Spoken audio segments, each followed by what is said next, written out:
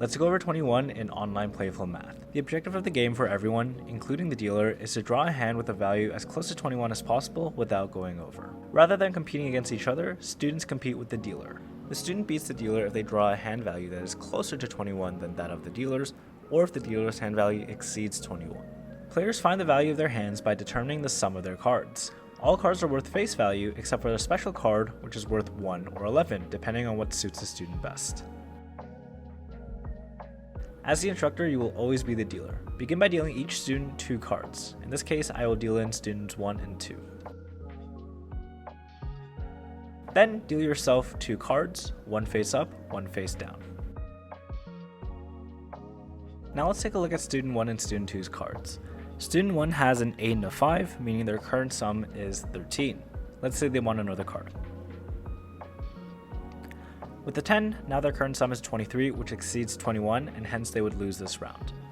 Now let's look at student 2. They have a 4 and a 7, meaning their hand is currently 11. Let's say they want another card. With the 3 now, their current hand is 14. Let's say they want to keep their current hand. Now it's the dealer's turn. Reveal the face down card you dealt yourself.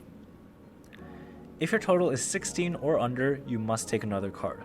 Alternatively, if your total is 17 or over, you must stop. In this case, with the 7 and 4, we currently have 11, so we must take another card. With the 8, we have 7 plus 4, which is 11, plus 8 is 19, which is over 17, so we must stop here. Finish off by comparing each student's hand and determining who beat the dealer and who lost to the dealer. Student 1 in this scenario has a 23, which exceeds 21, hence they've already lost. Student 2 on the other hand has 14, which is under 21, however they aren't as close to 21 as a dealer, so they also lose. In this case, both students have lost to the dealer. Now let's go over a scenario where you can generate discussion and engagement. In this scenario, the student was dealt a 10 and a 5. As the instructor, you could ask the student what card they need to arrive at exactly 21. If the student decides to take another card, you could prompt the student to explain why they took another card, or if they decide to stay, you could prompt them to explain why they decided to stay with their current hand. In this next scenario, our student is dealt a special card worth 1 or 11 and a 5. You could begin by prompting the student to announce the 2 values they possibly have. In this case, you have either 6 or 16. If the student takes another card, prompt them to explain why they felt safe taking the card. You may want to hint at the specialty of the 1 or 11 card.